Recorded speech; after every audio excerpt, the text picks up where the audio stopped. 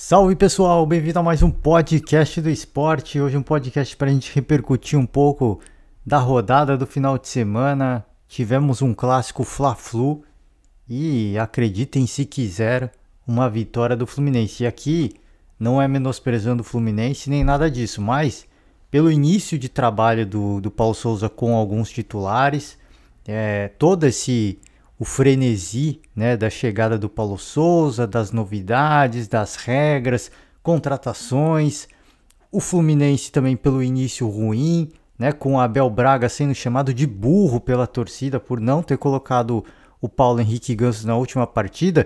Todos esses componentes levavam a crer que o Flamengo seria amplamente favorito nesse confronto e não foi isso que aconteceu.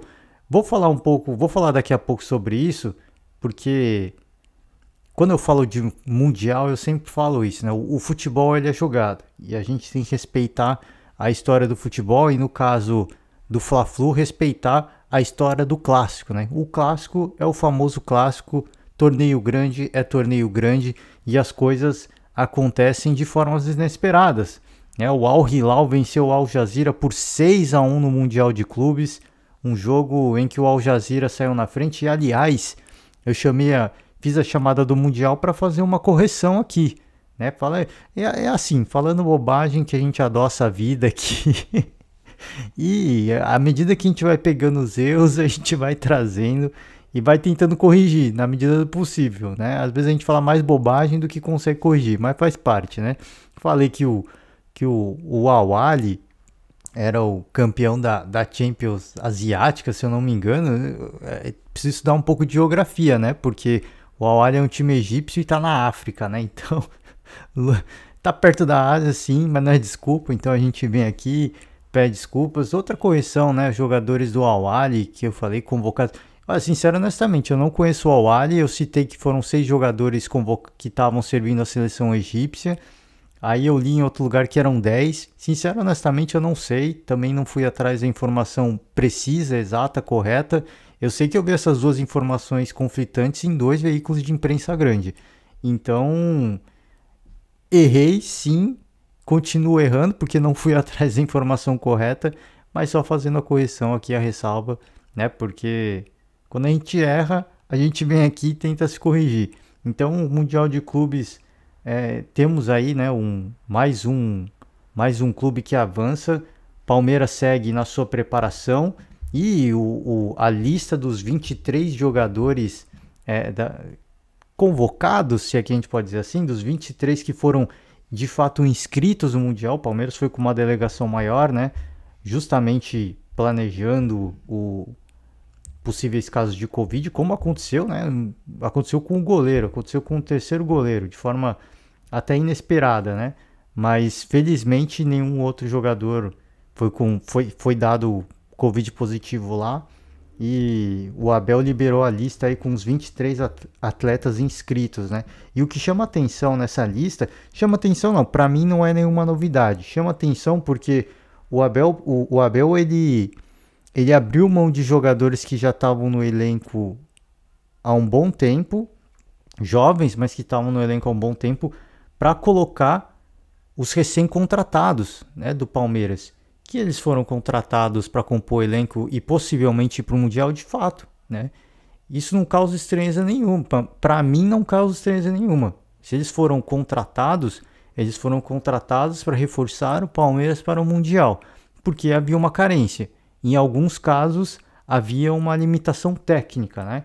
E às vezes não é nem a limitação técnica, às vezes limitação física. E esses dois nomes que ficaram de fora e que chamaram muita atenção, Gabriel Menino e Patrick de Paula, né? 2 caras que eu citei aqui na partida, após a partida do Palmeiras contra o São Bernardo, né? Que o Abel Ferreira, inclusive, depois da partida, ele fez uma chamada, né? Ele deu uma bronca na coletiva, falando que precisa levar mais a sério, diminuir um pouco a brincadeira.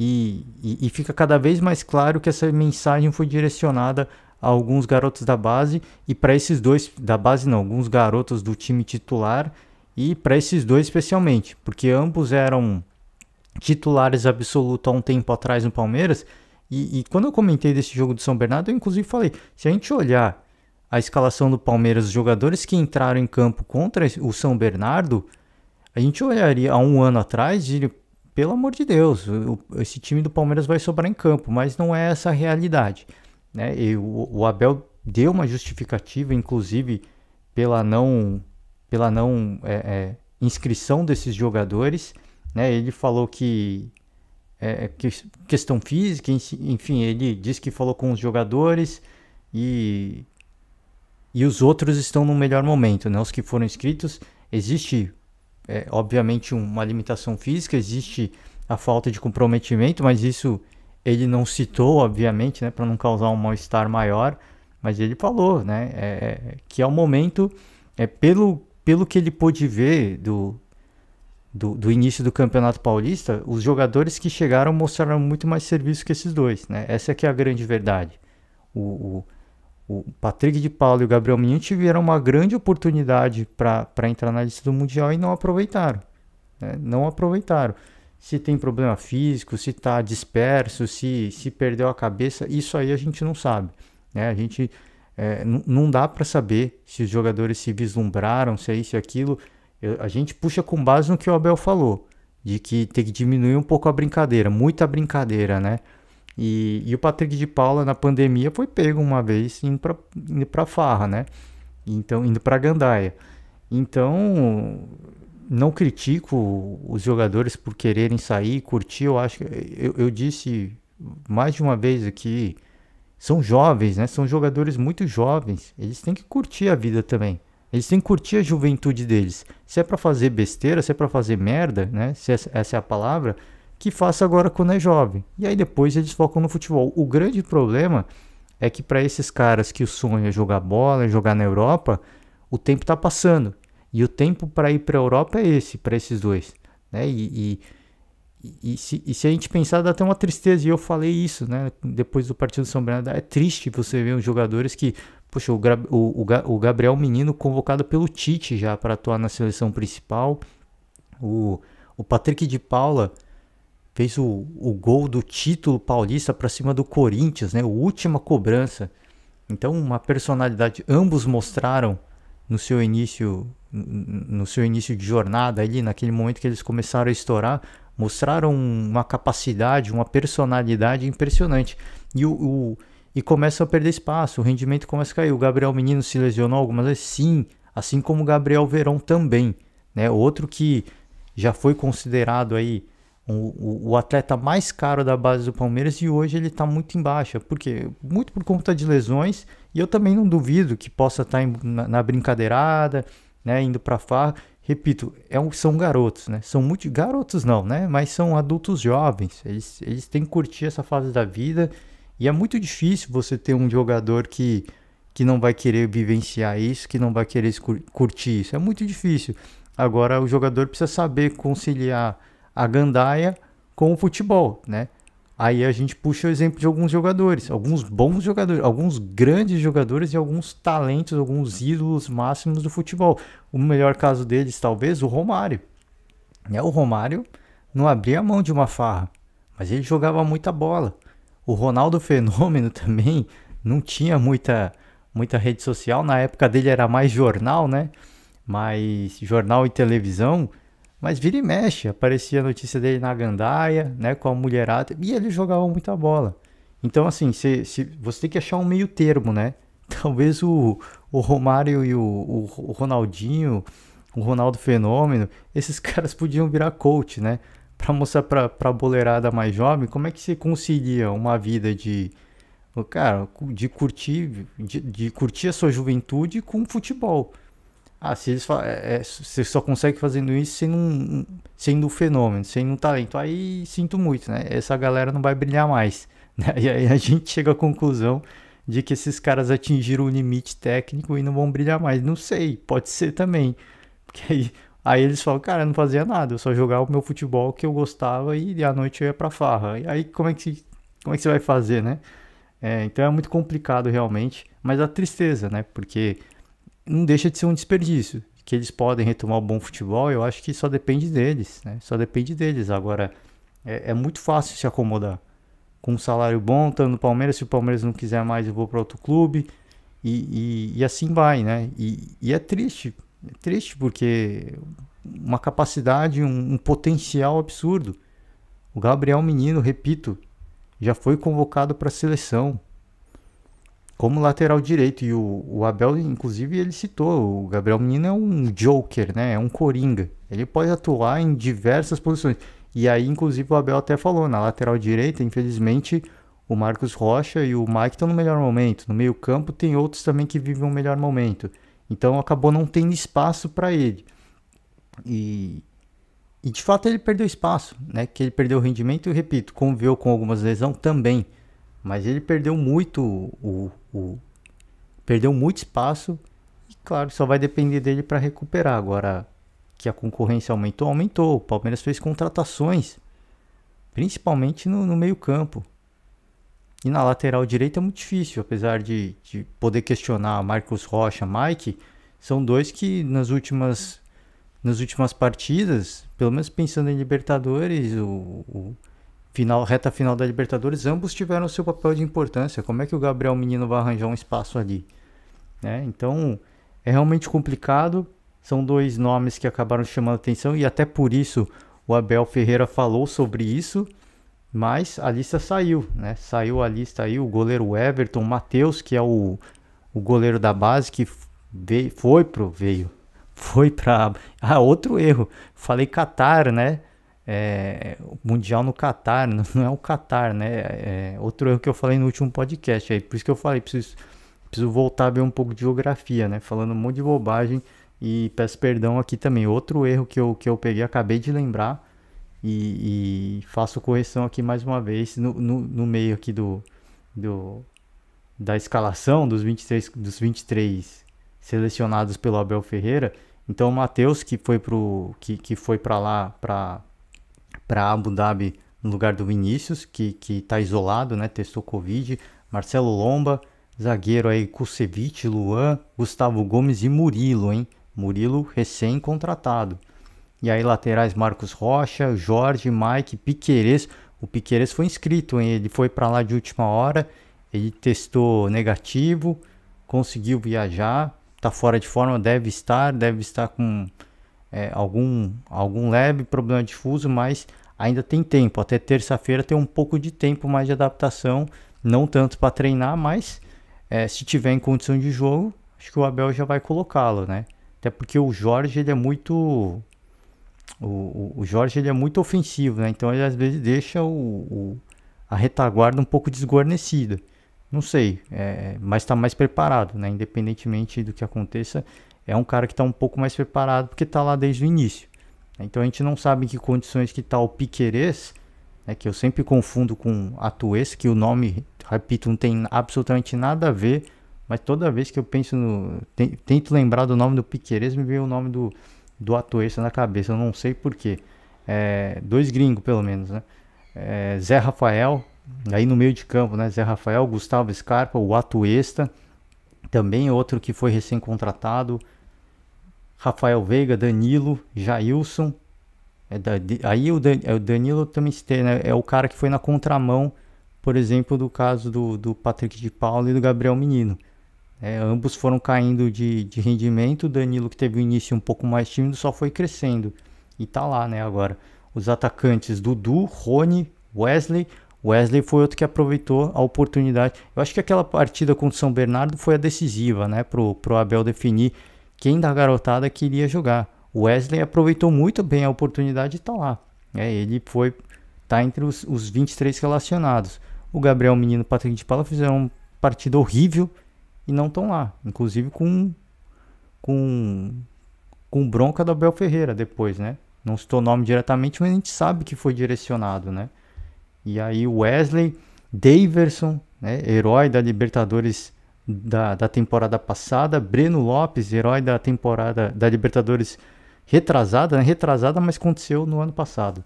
E Rafael Navarro também, outro recém-contratado. Então chamou um pouco a atenção, né? Claro, porque tiveram alguns recém-contratados que já foram escolhidos e esses dois que estão há mais tempo não foram. momento, né? Momento, condicionamento físico, acho que é tudo, né? Não só o momento, mas o momento físico, o momento técnico, né? O momento de carreira dos dois realmente, infelizmente, não vivem a melhor fase. E o Abel Ferreira viu muito mais disposição e entrega dos recém-contratados e por isso estão lá, né? Por isso que foram. E não só por isso, né? Porque também foram convocados justamente para compor elenco para o Mundial. Óbvio que se eles tivessem sido contratados e não tivessem mostrado serviço, eles não estariam lá. Certamente que não teriam, né? O Abel é um cara que segue uma lógica, né? Ele segue uma lógica, ele não vai chamar alguém porque é o queridinho, né? Não, ele vai chamar quem está vivendo o melhor momento. E aí, além do Gabriel Menino, do Patrick de Paula, né? Renan, o Giovani, jogou a Copa São Paulo, né? E o Vanderlan. Então esses mais jovens acabaram ficando de fora. Não acho que o Giovani, por exemplo, seria muito difícil, né? De fato, ele entrar no time. Só se ele foi lá meio que para compor o elenco de forma geral. Só se alguém realmente testasse positivo, ele teria um espaço ali. Mas os atacantes que tem hoje, né? Meio campista, independentemente de onde ele pudesse atuar, são os que estão vivendo o melhor momento de fato, né? São os que estão. Rafael Veiga não dá para tirar, o Gustavo Scarpa não dá para tirar, o Zé Rafael faz um papel importantíssimo também no meio-campo do Palmeiras. O Atuesta, pelas atuações que teve, ainda um pouco fora de ritmo, né? Um pouco falta de entrosamento, mas muita vontade, né? Danilo nem se fala, monstro. Então, o Gelson que chegou também, mas ele também mostrando muita vontade. E no ataque, dois nomes que são indispensáveis, Dudu e Rony, né? Dois heróis, Breno Lopes e Daverson. Então, realmente ia ser muito difícil encontrar um espaço aí. O Abel, cito de novo o Abel, ele falou, infelizmente são 23 jogadores, é muito pouco, né? Infelizmente são só 23 jogadores e infelizmente alguns ficariam de fora, né? Como acabaram ficando. Então, espero que eles levem isso de uma forma positiva para a carreira, né? Para o resto da temporada, pelo menos, de que buscar uma recuperação. Buscar uma recuperação, retomar o bom futebol, porque tem qualidade para isso, tem talento para isso, tem um bom treinador para isso. Agora é um treinador que vai viver de momento, do quanto que você entrega nos treinamentos para ele poder ir de campo, né? E pelo discurso do Abel, parece que nem nos treinamentos eles estavam dando tanto gás, né? Então, não sei se... E aí não vou condenar, não julgo ninguém, não sei se é farra. Às vezes é só início de temporada mesmo. Voltou muito fora de forma e não tinha condição. No tempo que teve, não deu tempo de se condicionar. É um pouco estranho, por serem muito jovens, não ter tido tempo de se condicionar. É um pouco estranho, mas às vezes eles não fizeram absolutamente nada. Nenhum trabalho físico nas férias. Você pega vários jogadores que ficavam postando nas redes sociais, treinando nas férias, né? O Everton, o Luan, eles... Então você vê que eles se prepararam nas férias, tiveram férias mais ou menos, né? Viajaram com um preparador físico para continuar, não perder o condicionamento. E às vezes o Patrick e o Gabriel Menino não fizeram absolutamente nada, né? Só viajaram, foram para Gandaia com todo direito, obviamente, e não tiveram essa preparação, e o início foi realmente mais difícil. Pode ser também.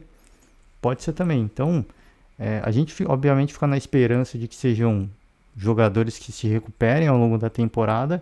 E o Palmeiras, os 23 inscritos, uma equipe muito forte, né? Uma equipe realmente muito forte, mas vai ter vida difícil contra o Al-Ahly, né? O Al-Ahly mostrou que gosta de jogar muito semelhante ao Palmeiras.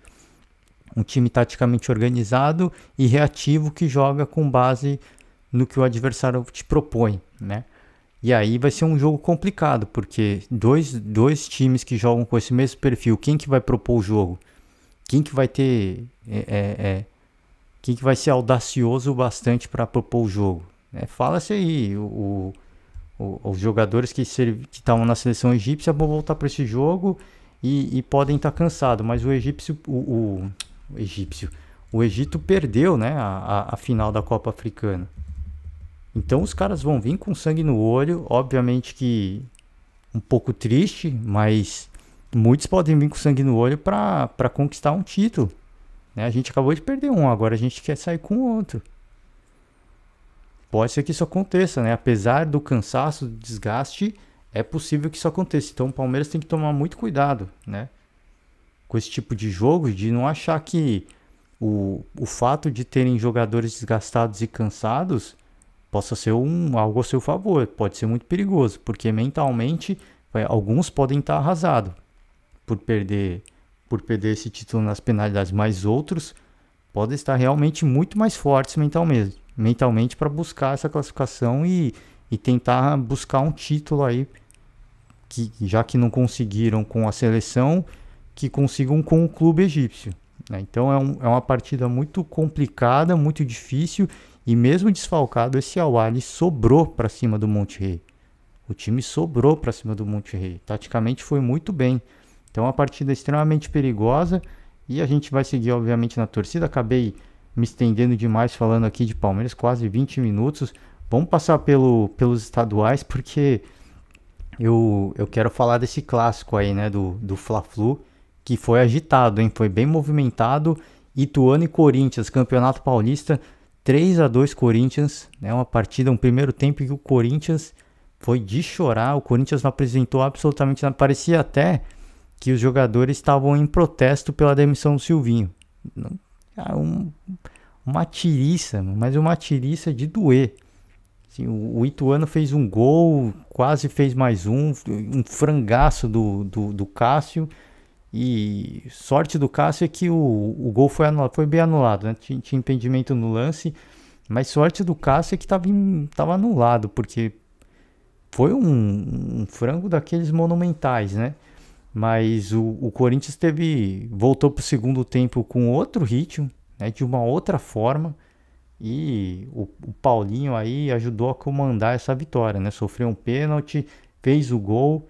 Então o Corinthians mostra, o primeiro tempo realmente foi lamentável, o segundo tempo mostra que é um time que tem muita qualidade, mas é um time que sobra na qualidade se esses atletas estiverem bem, né? O Renato Augusto, o Paulinho, né? Se esses caras estiverem bem, o Corinthians sobra, né? O Corinthians realmente é muito qualificado, realmente é muito forte, né?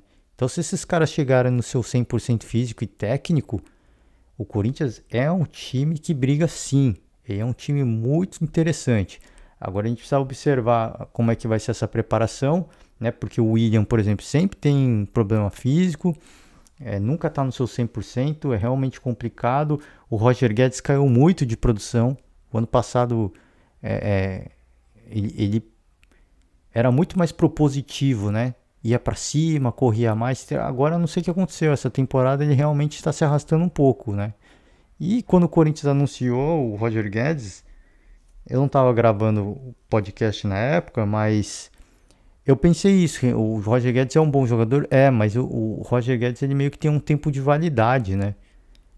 Quando ele chega no lugar, ele chega empolgado, ele chega com muita vontade e depois ele meio que começa a cair. E se pôr ele no banco vai ser pior, hein? Se pôr ele no banco, eu não sei se os torcedores vão se lembrar, os palmeirenses vão, mas no Palmeiras foi realmente. Ele teve atuações brilhantes, mas quando foi colocado no banco, aí acabou, né? Aí não tinha mais condição de manter o atleta. Então é um cara difícil. Assim, eu espero que o técnico que o Corinthians contrate pensando nisso, que tem jogadores muito bons, mas tem jogadores que se forem para o banco, a coisa vai complicar. E aí vai entrar o papel aí de Renato Augusto, de Paulinho, de William, de colocar uma luz na cabeça do Roger Guedes, de falar, ó, você tá no banco porque você não tá jogando, véio. E não é que não tá tendo sequência. O Roger Guedes é o cara que teve mais sequência com o Silvinho nesse início de temporada. Jogo ruim atrás de jogo ruim, e o Silvinho mantém o jogador em campo, né?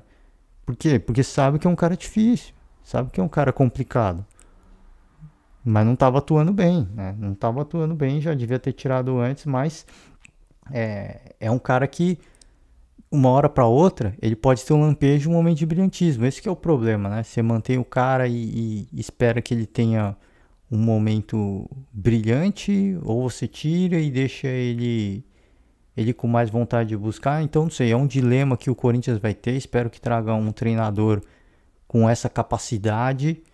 Tá atrás de um treinador, quer fechar. As notícias que a gente tem é que o Corinthians quer anunciar já essa semana, mas segue em absoluto sigilo o nome desse futuro treinador. Ao que parece vai ser um estrangeiro, mas ainda extremamente no escuro, né? Pelo menos a imprensa, e que bom que seja assim. Espero que continue, que não vaze o nome antes, que os caras segurem ali a ansiedade e que mantenha esse nome em segredo ainda. Eu espero que o Corinthians siga dessa forma, para que nenhum outro clube tente atravessar, né? Isso no mercado internacional, porque você começa a sondar, aí os caras, o Corinthians está esse time, vamos pegar antes, senão ele vai ficar fora do mercado, né? Então, mantenha assim, é a melhor coisa, e só anuncia quando tiver, para não gerar uma falsa expectativa no torcedor. Ferroviária e Bragantino, 1-1. Bragantino, depois daquele jogo movimentado contra o São Paulo, empate contra a Ferroviária, hein? Chama atenção o início do Bragantino, que foi, repito, para algumas pessoas considerado até possivelmente a terceira força do estado de São Paulo, né? Um elenco que chamou atenção, foi se valorizando, foi se qualificando, foi melhorando a atuação, e um início lento no Campeonato Paulista, bastante lento. Parecia que ia estourar depois da partida contra o São Paulo, e mais uma partida meio lenta, meio preguiçosa, né? Outra partida, né? Vamos seguir, eu vou deixar para falar de Fla-Flu no final, tá? Mas falar de Atlético Mineiro, 3-0 para cima do Patrocinense, 2 gols do Hulk e um gol do Diego Godin, hein? Gol do Godin, o Atlético segue impossível, mais uma goleada, e aí os antes vão falar, mas é só adversário fraco, né? E aí a gente está vendo o Campeonato Paulista, a gente está vendo o Campeonato Carioca, o próprio Campeonato Mineiro, Campeonato Gaúcho. Tem alguém sobrando contra os times menores? Não tem. O Galo está sobrando. Então realmente é um time que o Hulk segue impossível, né? Impressionante a vontade, a entrega do Hulk, né? O Galo vai ganhar mais títulos esse ano. Pode escrever, se o Hulk continuar com essa fome de gol, o Galo vai ganhar mais títulos, viu? E contratou, e aparentemente a escolha do Antônio Mohamed foi muito boa. Aparentemente sim. É cedo para falar, e se de repente perde um título mineiro contra um rival, aí a casa cai, né? Mas até lá, a princípio o início de trabalho é interessante. Mas com os jogadores que tem também, não tem essa, né? A gente já cansou de citar exemplo aí de treinadores recentes do Flamengo. Então não existe esse papo de que com o elenco que tem, qualquer um treina, né? Porque o Flamengo tá na busca, e a derrota pro Fluminense agora no Clássico Carioca já freou muito a empolgação de alguns torcedores, inclusive, com o trabalho do Paulo Souza, né? Então, um início bastante avassalador e bastante interessante do Antônio Mohamed. Vamos para o Campeonato Gaúcho. União Frederiquense e Juventude. O Juventude perdeu mais uma, hein? O Juventude, início bastante interessante contra o Internacional. Essa partida, inclusive, pressionou, mas saiu com a derrota. Tá complicado, hein? Juventude precisa abrir o olho, porque campeonato estadual, eu acho que não é motivo para demitir treinador. Alguns já caíram, né? Caso do Silvinho. Eu acho que não é motivo para isso, mas é um campeonato de preparação. Você tem que usar isso para se preparar para o campeonato brasileiro. E o Juventude início bastante ruim. Bastante ruim. Não adianta jogar bem e não ganhar. Não adianta. Se você jogar bem todas as rodadas do Campeonato Brasileiro e não ganhar, você vai ser rebaixado. Então precisa começar a buscar precisa começar a pôr a bola para a rede, né? Essa que é a grande verdade. Precisa começar a pôr a bola para a rede. O Grêmio venceu 2-0 o Guarani de Bagé. E o Grêmio... Cara, assim, se você olhar o time do Grêmio no papel... É um time que se olha e fala, putz, vai sobrar na Série B. Vai sobrar na Série B. E eu espero que não caia nessa onda de achar que vai sobrar, de que vai subir fácil, que foi o grande erro da temporada passada, né? Achar que ia sair da zona do rebaixamento a hora que quer, mas o time no papel é realmente Orejuela. Orejuela, existem os questionamentos, mas eu acho que para uma Série B ele é um bom jogador. Jeromel, né? Pô, Diogo Barbosa foi campeão com o Palmeiras. Tem Janderson, tem Diego Souza, tem Ferreirinha. Então é um time que no papel ele é bastante interessante. É bastante interessante. Né? Eu só espero, mais uma vez, que não caia na armadilha de achar que, por ter um elenco muito bom, que vai sobrar na Série B. Mas que o início de Campeonato Gaúcho é interessante, sim. E eu espero que continue assim até a disputa do título, para continuar ganhando ritmo, para continuar ganhando confiança e fazer uma boa Série B. Tá? E para encerrar, tinha pulado pro campeonato, tinha passado pelo Campeonato Paulista, mas eu acabei esquecendo de falar do Santos. Guarani e Santos 1-1, e o goleiro do Santos, o João Paulo, eu inclusive ouvi um comentarista falando que pode dar a camisa 10 pro João Paulo, que o Rei Pelé não vai ficar triste com isso não vai ficar chateado não. Porque o que ele vem salvando o Santos, achei no mínimo curioso. E realmente, assim, o João Paulo tem sido um dos grandes destaques dessa equipe santista. Vem salvando o Santos de alguns perrengues, né, de alguns resultados ainda pior. Tá? Então, lógico que a partida foi difícil, é óbvio que foi. Contra um adversário complicado, óbvio que foi. O Guarani é um time de Série B e brigou para subir para a Série A ano passado, não é qualquer time. Vacilou no final, mas poderia. Mas até as últimas rodadas estava ali no G4 da Série B. Então, um time que tem nível sim, para jogar Série A. Não é qualquer time. Mas aí, vontade, jogando em casa, né, jogando no brinco de ouro, o Santos sofreu, tá? Mas mostra que é um time que sabe sofrer. Mas o grande ponto é que depois da vitória contra o Corinthians, é natural ganhar é natural que venha uma empolgação, não só por parte do torcedor, mas também da mídia esportiva, de achar que aquele resultado traria confiança. O Santos mostrou uma organização tática importante para conseguir virar a partida contra o Corinthians.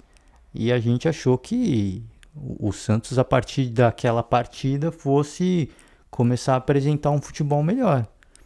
Ia começar a melhorar o nível, né? E aparentemente ainda não. Claro que pega um adversário complicado, qualificado, sim.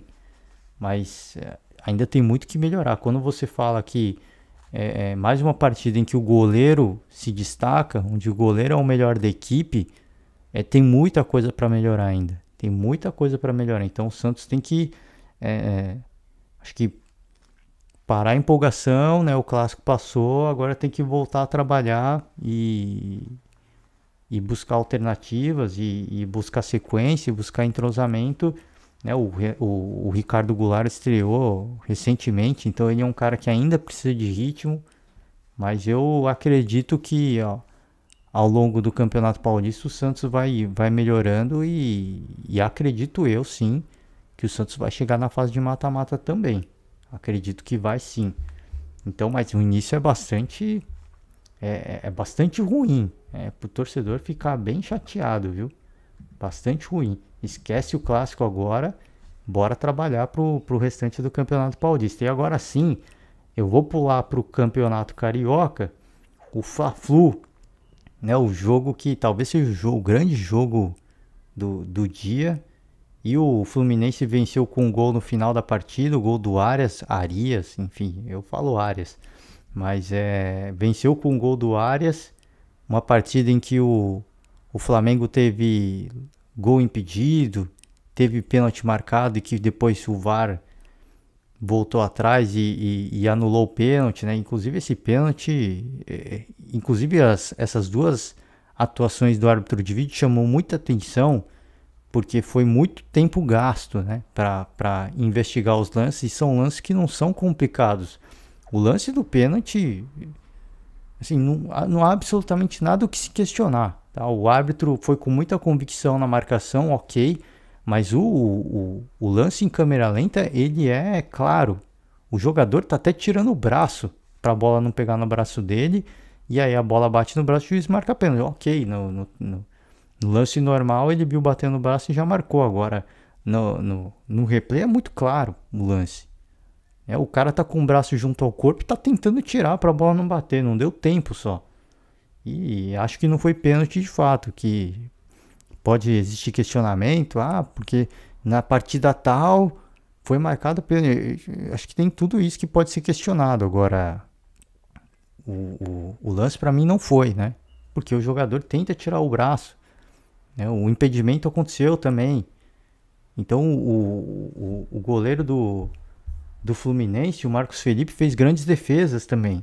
E o Hugo Souza acabou tomando um gol que, convenhamos, é um lance difícil, mas era defensável. Inclusive ele espalma na bola e aquela famosa mão de alface, né, que a bola bate e acaba passando. Aí bateu na mão do Hugo e acabou entrando. Então foi uma partida com muita confusão.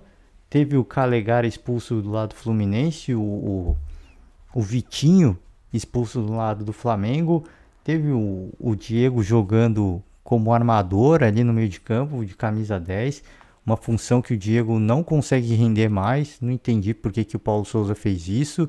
Talvez nos treinamentos ele tenha mostrado que podia atuar por ali. Mas o histórico diz que já não dá mais, né? Que eu vi muita gente criticando. O Paulo Souza colocou o Diego numa função que ele já não atua há muitos anos. Mas não dá pra gente saber o que acontece no treinamento. Às vezes no treinamento, o Diego é um leão, né? O famoso leão de treino, né? No treino ele arregaça. Mas aí na hora da partida oficial mesmo, já não consegue render igual. Porque o adversário te propõe coisas diferentes e limitações. E aí o Diego não tem mais condição de atuar nesse posicionamento, né? Por que não entrou o Vitinho? O Vitinho estourou na última partida e aí ele coloca o cara depois. Mas aí o Vitinho entrou e é expulso, né? O Vitinho não pode perder a cabeça da forma como ele perdeu. Então tem várias coisas que aconteceram nessa partida. E o lance mais curioso, talvez o mais hilário, talvez, e talvez pro torcedor rubro-negro não tão engraçado, né? Uma confusão entre o Felipe Melo e o Diego, o próprio Diego, né? Que os dois estão batendo boca e o Felipe Melo solta o verbo, fala: "Você é meu vice", né? Em alusão ao título da Libertadores da temporada passada, né? Ele falou: "Você é meu vice". Aí o Diego ficou louco, né? Então foi um dos lances mais curiosos e que eu também achei bastante interessante. O Felipe Melo tem esse perfil, né? É um cara que fala mesmo, que não abaixa a cabeça. Se tiver que falar, ele vai falar. E é por isso que eu sempre falei aqui no Pod, já faz anos. Não é de hoje, não é de ontem, não é porque todo mundo tá falando isso hoje.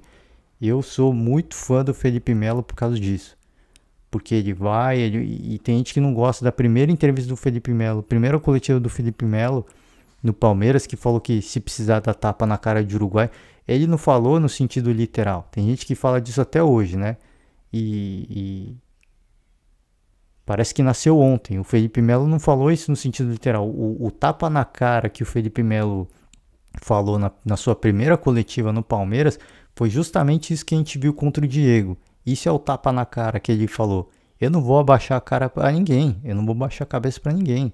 Se tiver que ir pro pau, se tiver que soltar o verbo, eu vou soltar. Esse é o tapa na cara que o Felipe Melo falou, né? Não foi no sentido de depois ele pediu desculpa porque pegou mal e assim, só se faz entendido quem quer, né? Porque realmente ele não falou no sentido de dar tapa na cara literal, apesar dele estar bem agitado nessa coletiva, mas foi mal interpretado, óbvio, pelas palavras que ele usou. Todo mundo interpreta no sentido literal, mas não é isso, né? Se ele der tapa na cara de alguém, ele é expulso. Ele não vai fazer isso. Ele não vai sacrificar o time desse jeito. Então foi nesse sentido, né? E entrevista sempre...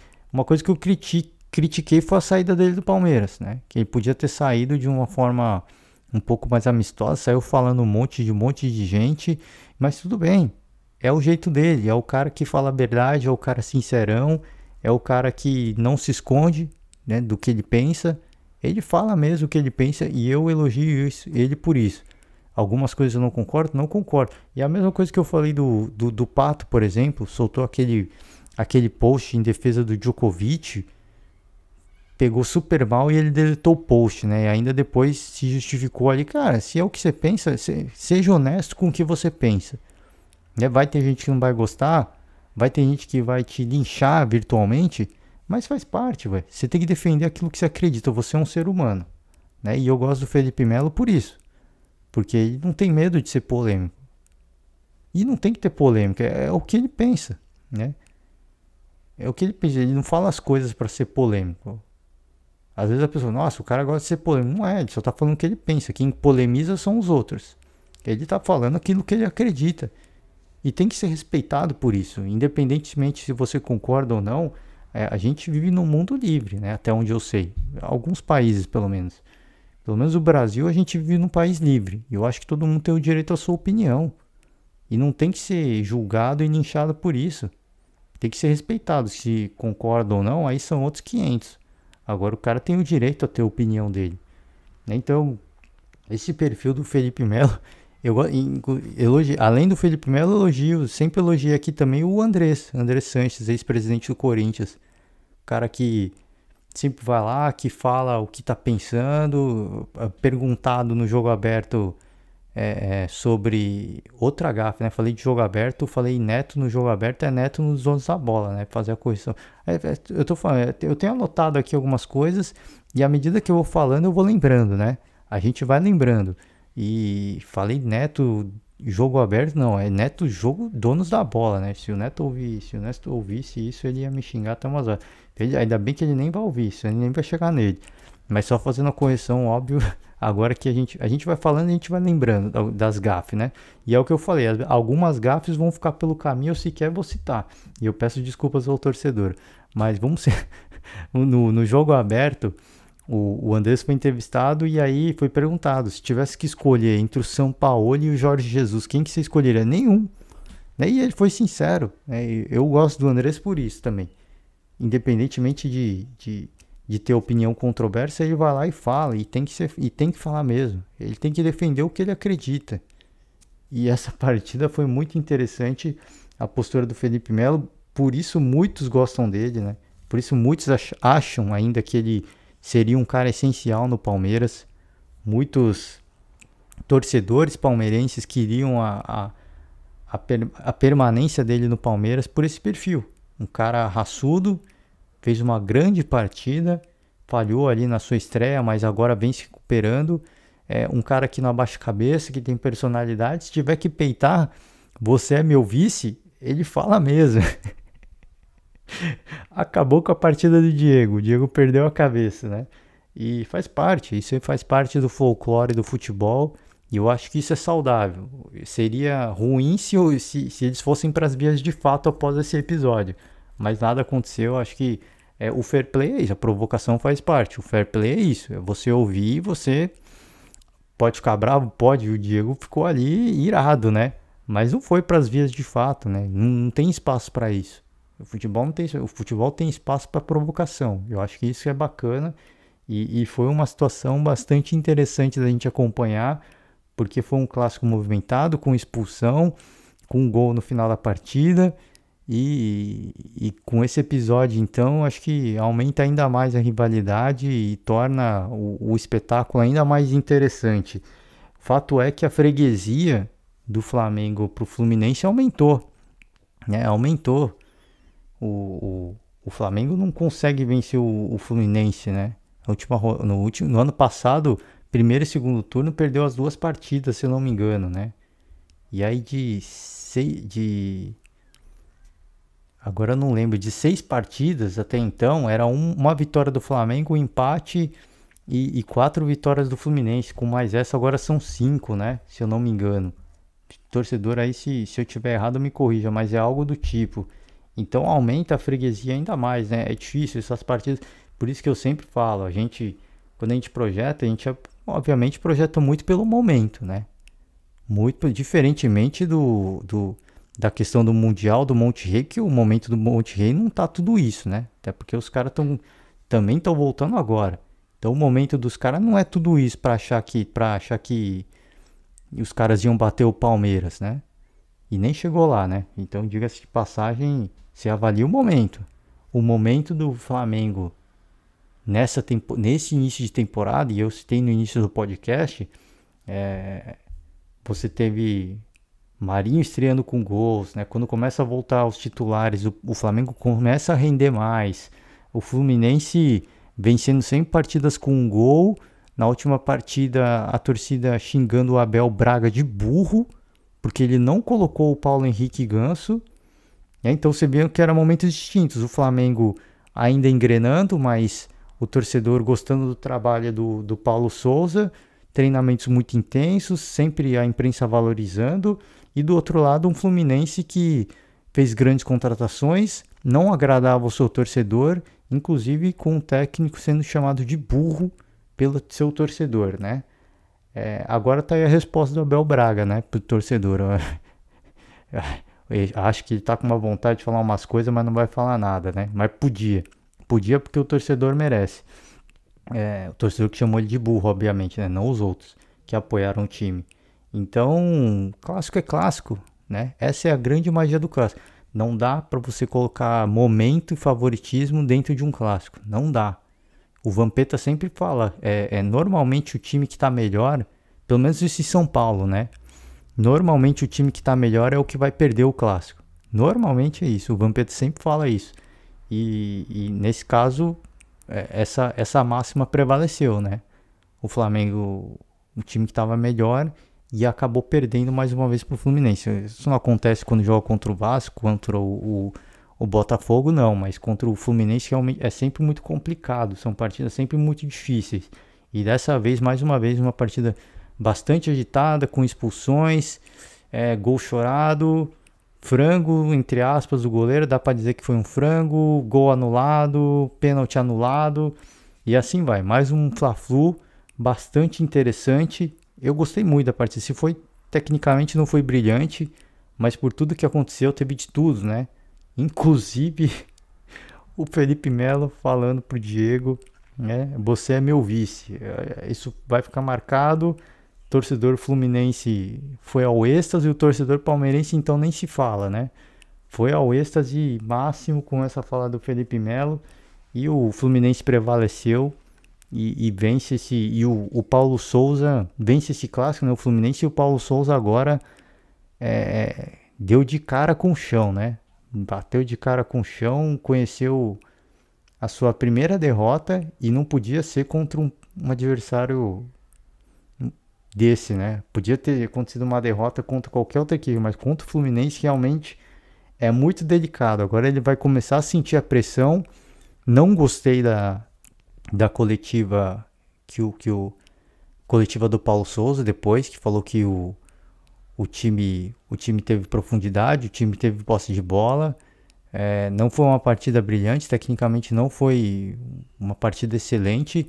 E me preocupa esse discurso do Paulo Souza pós-jogo, porque o Silvinho, eu não sei se o Paulo Souza está falando isso só para tentar fazer um social, porque o Silvinho sempre discordava, né, dos jornalistas nas coletivas pós-jogo.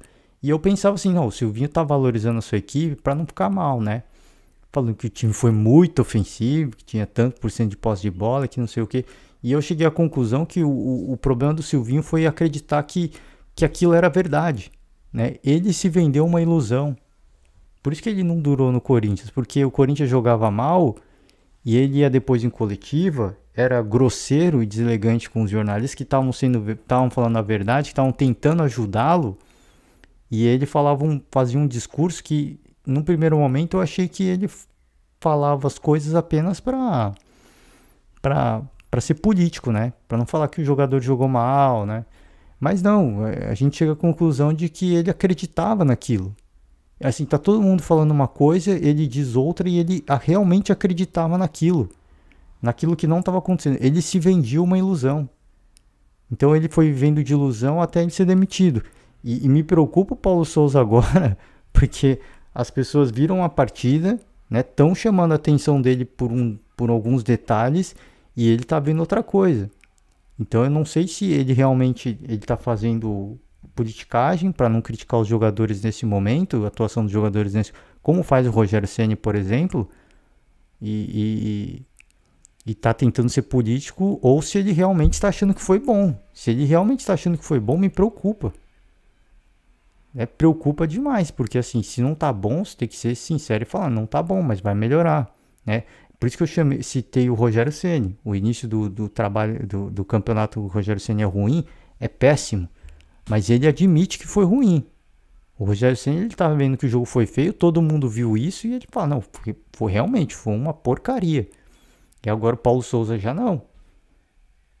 O Silvinho nunca concordava com a opinião dos jornalistas, o Paulo Souza já deu a primeira discordada. Então já começa pra gente ficar ligado no que vai acontecer depois. Porque se tiver outra partida ruim e ele falar que foi boa, aí já... Eu acho que é pra gestão começar a ficar preocupada. Porque de entender se ele tá fazendo aquilo pra não queimar jogador ou se ele tá realmente acreditando naquilo. Porque se ele estiver acreditando naquilo é um problema. Né? De achar que o ruim tá bom, que foi o que o Silvinho fez, né? Então, chama atenção essa coletiva do Paulo Souza também. Vai encarar agora a realidade óbvio que o Paulo Souza conhece rivalidades, tudo, mas agora ele vai conhecer o que é a rivalidade no Brasil, né? E o quanto o torcedor brasileiro é fanático e que ele já enfrentou tudo isso, mas Flamengo, né, a torcida dita aí a maior torcida do Brasil, agora ele vai sentir a pressão de trabalhar no Flamengo, porque até então era tudo um mar de rosas, né? Era tudo bonito. Agora ele vai entender o que é jogar, né, num dos maiores equipes do Brasil. Então é isso, gente. Por hoje eu finalizo o podcast. E se eu cometi algum erro, eu já peço desculpas de antemão. A gente começa a falar aqui, não tem nada programado. A gente vai saindo, a gente vai puxando os temas, vai falando de forma aleatória. As besteiras vão saindo, a gente vai tentando corrigir. Deixo o meu convite aberto para vocês. Se quiser que eu fale do seu clube de coração, do seu estadual, deixa o comentário aí embaixo. A gente vem no próximo podcast e a gente traz mais discussão para vocês, tá certo? Galera, valeu demais. Desejar para todo mundo uma ótima semana, um forte abraço e até o próximo podcast. Tchau!